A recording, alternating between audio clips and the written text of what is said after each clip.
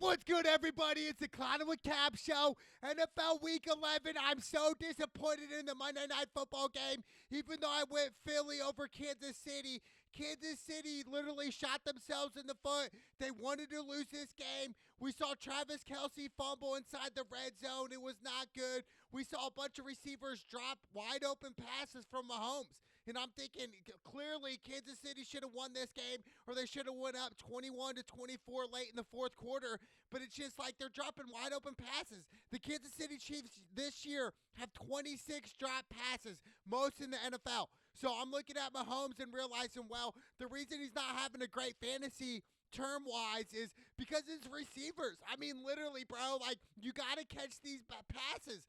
I mean, you're getting paid literally millions of dollars to play a football game, and you cannot catch a pass. I don't understand it. And I'm looking at Mahomes and realizing, hey, they are missing Tyreek Hill. They do miss him very much, because if Tyreek Hill was on this team last night against Philly, they would have won by 2+ touchdowns. You know, that's how crucial Tyreek Hill was to this Kansas City offense. So I'm still surprised that even Kansas City won in the Super Bowl. They had many opportunities to lose that Super Bowl. They got lucky and won. This was the rematch of last year's Super Bowl, but I'm just looking at both these teams, Philly and Kansas City. We could easily see a rematch, absolutely. Down the road, I could definitely see that, but I'm looking at Jalen Hurts. He's battle back. He does not look 100%, though. I'm looking at Hurts and realizing he just doesn't move as good in the pocket right now. I don't know if it's because of his knee or what, because overall I'm looking at Philly and saying, A.J. Brown, you know, Jalen Hurts did not have a great game last night. He had A.J. Brown wide open for a touchdown in the first half on the left side of the hash, and he just didn't throw it to him. I don't know what was going on. Same thing with Mahomes. He had a guy, and it looked like the receiver Watson ran the wrong route. And that's the thing. As a receiver and a quarterback, you have to stay on the same page. And it looked like both sides, Jalen Hurts and Mahomes as receivers, they just weren't on the same page last night. And that's why they lost this game. And I'm looking at Kansas City and saying that they do have talent. You know, Chris Jones had a couple of sacks. That's why they paid him in the offseason. But I'm looking right now in Philly, only one loss this year. Philadelphia, they are battle tested. They are ready, and I think they're going to make a deep push this year in the playoffs. I really do. I'd love to see a rematch this year, last year's Super Bowl to this year. I would love to see that. I mean, it's going to probably be a long shot, but overall, I mean, shout out to the Philadelphia Eagles. I picked Philly, man. It looked like they were not going to win this game at all. You know, coming into after the first half, I thought for sure Kansas City was the live bet play. You know, I would have told you to go Kansas City live bet. You just made sense to me. The momentum was with Kansas City, but they just battled back. And like I said, the receivers of Kansas City lost them this game. It wasn't Mahomes. It wasn't Kansas City's defense. It was the receivers. You got to catch these passes. And Mahomes laid it out in the breadbasket, literally a touchdown walk-in, and the dude dropped it. You know, I understand it's raining. There's a lot of excuses you could use, but overall, it's just the simple fact that the Kansas City receivers lost them this game. That's why they lost. So, huge victory for the Philadelphia Eagles on the road on Monday Night Football. What a freaking game. Take off, Philadelphia Eagles. Fly high. And then we got the Tampa Bay Buccaneers versus the San Francisco 49ers. I picked 49ers in this matchup. It hit. You know, money line would have hit. It really did. You know, Brock Purdy, 333 yards passing with 3 tutties. He balled out. Christian McCaffrey, 78 yards rushing. Brandon Ayuk, 156 yards receiving and a tutty, and it was all San Francisco. And Baker Mayfield, they did have their moments where it looked like they were going to come back into this game and break it open and really make this a game, but it just didn't happen. Baker had a touchdown and a pick. Mike Evans had a touchdown.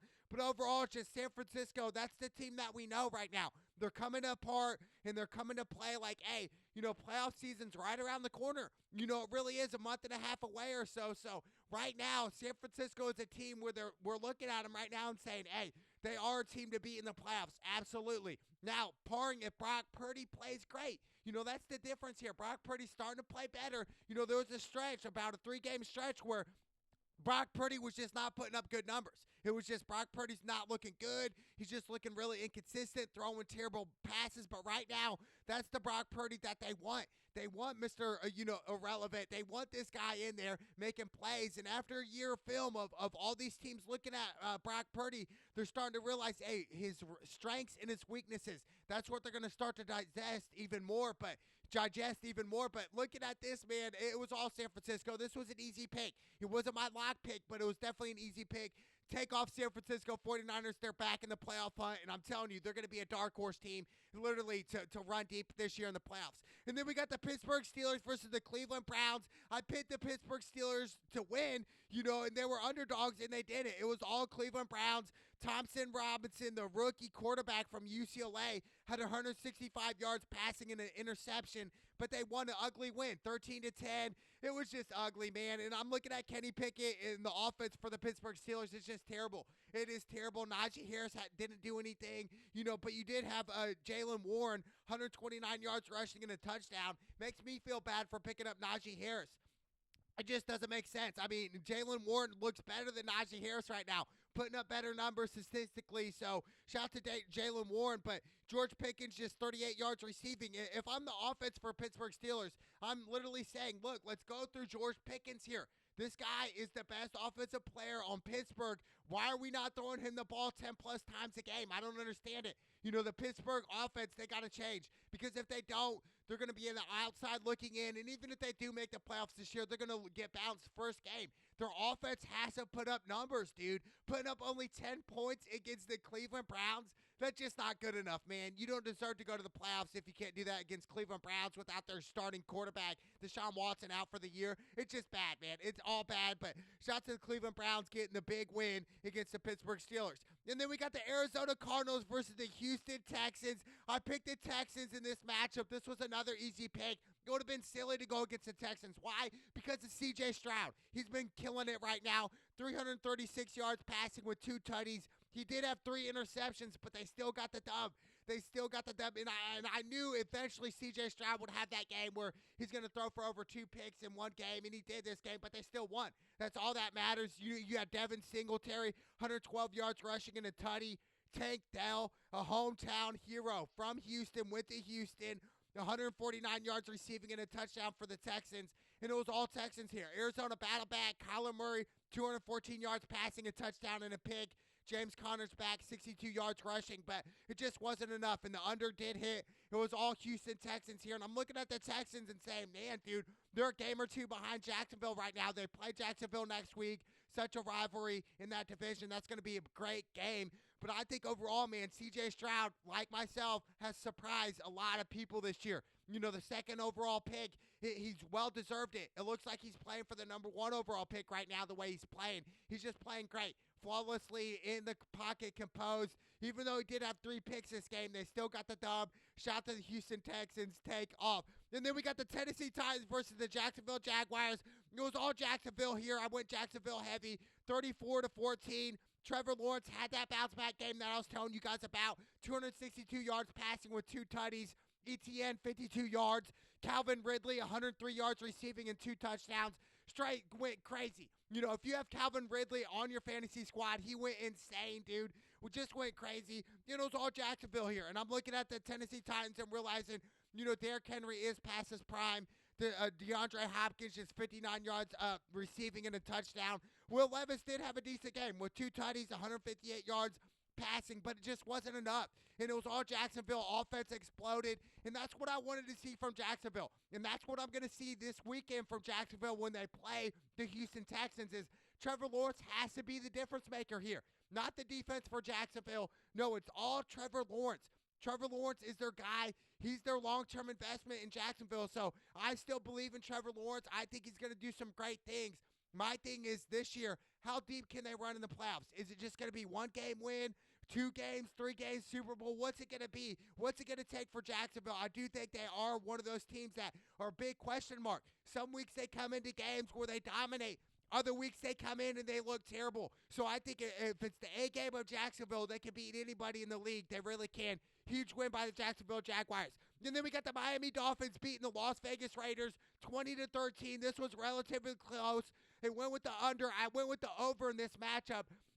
But I look at Miami and say, dang, dude, this game was so close. It shouldn't have been this close at all. We had Jalen Ramsey had a game-winning interception. Shout out to Jalen Ramsey. They needed him so bad. With Jalen Ramsey coming back, I think he's been back for about a month now. But, with that defense for Miami, that's what they need. They need a guy like Jalen Ramsey to make big plays like the way he did the game-winning interception. Then you had, for two 325 yards passing with 2 tutties and one interception. Tyreek Hill, another Tyreek Hill game, 146 yards receiving and a touchdown. Then A-Chain, it was a coach's decision not to put A-Chain back in the game. Looked like a guy rolled on his knee a little bit wrong, but A-Chain, what I've heard is he wanted to go back in the game, but the coaches did not. It was coach's decision to keep him on the sideline. Which is kind of scary to me because for fantasy terms, I picked up A-Chain in both of my leagues, and yet he did not produce last week. This is huge for me. Playoffs are around the corner for fantasy, so I want A-Chain to be 100%, so he'll probably sit this Friday playing on Black Friday, which is crazy, right? We got the New York Jets versus Miami Dolphins on Black Friday. I believe it's the first Black Friday NFL game. This is going to be pretty cool. It really is. We got Thanksgiving this weekend. Got a lot going on, so it's great for the NFL. But for A-Chain, man, I want him back. I really do. Then you had Aiden O'Connell, the quarterback for the Raiders, 271 yards passing, a touchdown, and 3 picks, though. Had a lot of interceptions. Devontae Adams had a touchdown. Just Josh Jacobs, just 39 yards rushing. Not good enough. And we've had that inconsistency, right? And I'm not going to blame Josh Jacobs. I'm blaming more the Raiders organization here as a whole to say, why is it the offensive run game good right now? And it starts with the offensive line. And obviously, when you don't have a superstar quarterback, you can start to stack the line and say, hey, we want O'Connell to beat us. And that's what Miami did. But huge win by the Miami Dolphins. Even though it was really close, relatively close, Miami got the dub. Huge win by Miami. And then we got the Dallas Cowboys beating up on the Carolina Panthers 33-10. It was all Dallas here. I expected this. I mean, come on, dude. You're playing a one-win team this year. In Dallas, they're all like celebrating, jumping up like they just won the Super Bowl. It's like pump your brakes, Dallas, okay? I understand you like to jump, go crazy and say you're the best. It's all hype in Dallas. Come playoff time, come big boy league, they're going to end up losing and getting choked. They're going to choke on a big one, just like they always do. That's the Cowboys, but Dak Prescott had 2 touchdowns, 189 yards passing. Tony Pollard had a touchdown. And then you had DaRon Bland with a pick 6 from Dallas. That was a crazy pick 6. I mean, he dove for that ball, rolled up, took off with the pick 6. And that's his 4th pick 6, I believe, in his career. I think it ties the most all-time. Shout out to Bland, man. What a pick 6. And then Bryce Young, just 123 yards. Adam Thielen, 74 yards receiving. And it was all Dallas here. It's what I expected. But the Dallas Cowboys, like I said, come playoff time, they're going to choke. They're just going to choke on a massive one. That's what they always do. They love choking on one. So, shout out to the Dallas Cowboys getting the job done. And then we got the Lions coming back and beating the Chicago Bears 31-26. This was a close game. This was for the NFC North lead, and they took it. And the thing is, Detroit was down by 12. They come back from a 12-point deficit and got the dub. And it started with Jared Goff, 236 yards passing with 2 tutties and 3 picks. He did have 3 picks, which was suspect to me. Jared Goff throwing some of these passes, I'm thinking, you're not going to win a playoff game if you're throwing balls like that. That's number one. I think head coach Dan Campbell is going to communicate that this week and realize, hey, we cannot throw these type of passes. We just can't. And then David Montgomery, he had a touchdown. St. Brown had a touchdown. Jamar Gibbs had a touchdown. And Lions came back and battled. And I'm telling you right now, the Lions 100% will make the playoffs this year. My thing is, how deep can they go in the playoffs? And it starts with Jared Goff. Jared Goff will not run deep if he plays like this. 3 interceptions. You cannot have that. And Jared Goff knows that and understands that. Justin Fields, he had a touchdown, over 100 yards rushing. DJ Moore, 96 yards receiving and a touchdown. Great for fantasy, but it was all Lions here. I picked the Lions. They didn't cover the spread, but overall, it was just like the Lions are battle-tested, man. They really are. They are battle-tested. They've been through the grind since week 1, since they played Kansas City and squeaked out that close victory. They're just taking off right now. They're only 2 losses all year. So shout out to the Detroit Lions, man. It's time to put respect on Detroit. Time to put respect on the players that they got. St. Brown, one of the best receivers in the league. Montgomery, you got Gibbs. Dude, so many great players on Detroit, but it all starts with Jared Goff. If Jared Goff is going to throw for a lot of interceptions, look for them not to run deep in the playoffs. I'm telling you, it starts with Jared Goff. So huge win by the Lions. They battled back from 12 points touchdown. Huge freaking win. And then we got the Green Bay Packers upsetting the LA Chargers. Chargers always find a way to blow it. They really do. I picked the Chargers, and this really ruined my whole weekend because of the Chargers. You guys had multiple opportunities to win this game, and they did not, dude. Even though Justin Herbert just balled out 260 yards passing with 2 touchdowns, 73 yards rushing. Keenan Allen on my fantasy squad continues to ball out, 116 yards receiving and a touchdown. You know, they did have one fumble loss, but Green Bay battled back 23-20. You know, Jordan Love, 322 yards passing with 2 touchdowns. Jaden Reed, 46 yards rushing and a touchdown for Green Bay. But it was all Green Bay at the end. And I'm looking at the Chargers and realizing, is it the head coach? What is going on in LA right now? The Chargers should not be 2 games below 500. If anything, they should be 6-4 right now. It does not make sense to me. They always find ways to blow it. And Justin Herbert, and I understand he gets a lot of hype. He looks like a great quarterback. How come you guys are not finishing games right here? You guys had to be finishing games. This is the NFL. If you guys want to go to the next level, if you guys want to go to the Super Bowl, you're going to have to win games like this. And you guys lose to a sorry team in Green Bay right now trying to identify themselves. It just sucks, man. And I'm looking at the Chargers. They're on the outside looking in right now. They have so much talent. They have Eckler, so many great players, yet they still come up short week after week. I don't understand, but a huge win by Green Bay. Chargers, I'm still disappointed in you. And then we got the Giants upsetting the Washington Commanders 31-19. I did not see this one coming. I picked the Washington Commanders. I just thought for sure it would be all Washington here, but it wasn't, dude. It was all Giants, and Tommy DeVito sounds like a mob, dude. Sounds like a good fella. 246 yards passing with 3 tutties. And then you had Barkley with 83 yards rushing. Devarius Slayton had 82 yards receiving and a touchdown. It's all Giants here. And I'm looking at Washington, and Sam Howell had a terrible game. Just 1 touchdown, but 3 interceptions. That was the difference there. It was the defense for the New York Giants to force bad passes from Sam Howell, and it worked. Brian Robinson Jr. just 73 yards rushing, but it was all Giants here. And shout out to Tommy DeVito, man. Sounds like a soprano. Sounds like a good fella. Sounds like a guy from the 70s, 80s, straight mob go.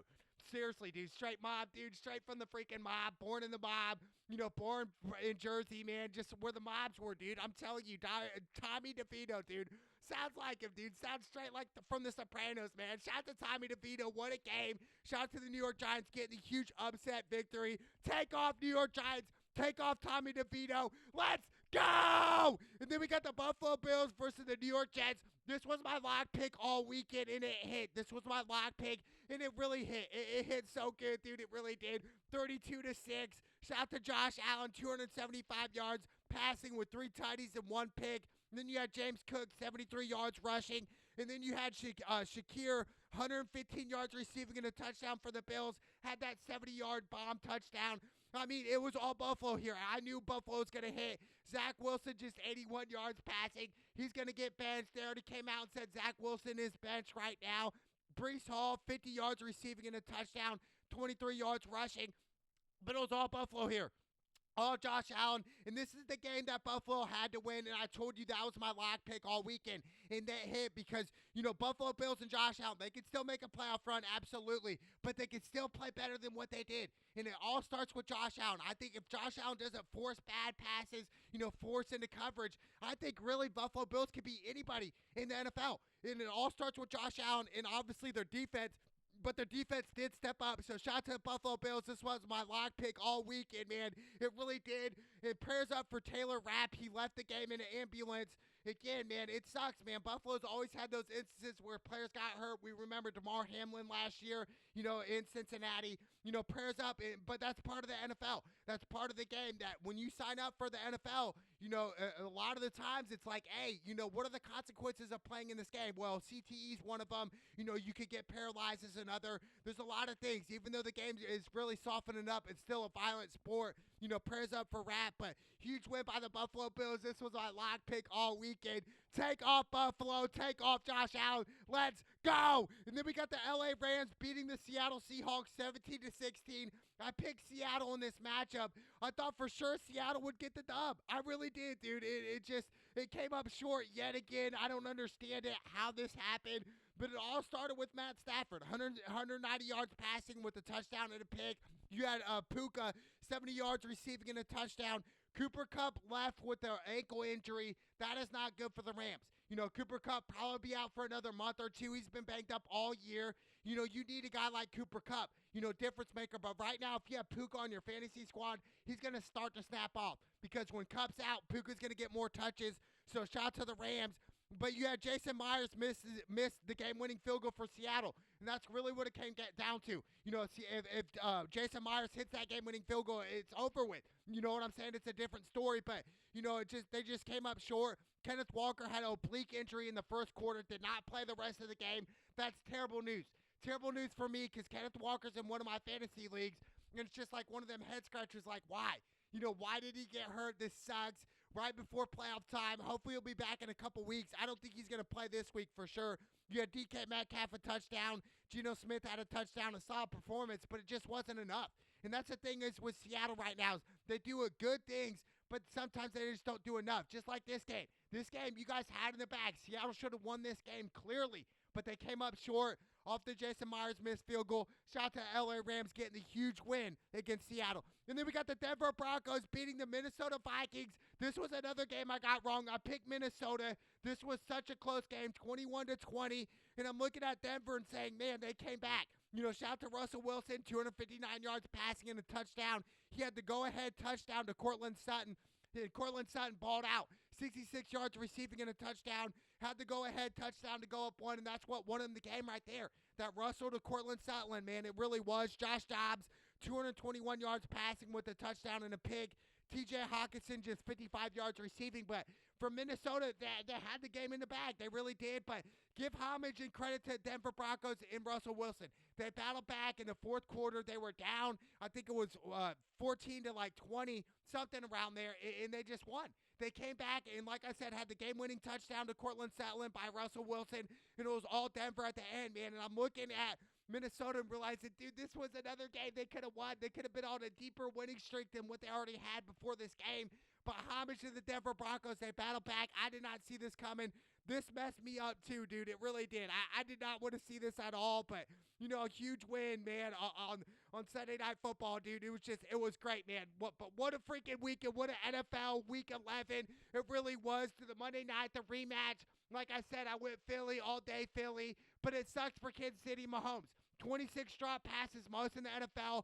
They need Tyreek Hill bad in Kansas City. They really do. But what an NFL Week 11, man. It was great. We got Thanksgiving. We got Black Friday. Week 12's coming up. I cannot wait. It's the Cloud with Cam show. Let's go!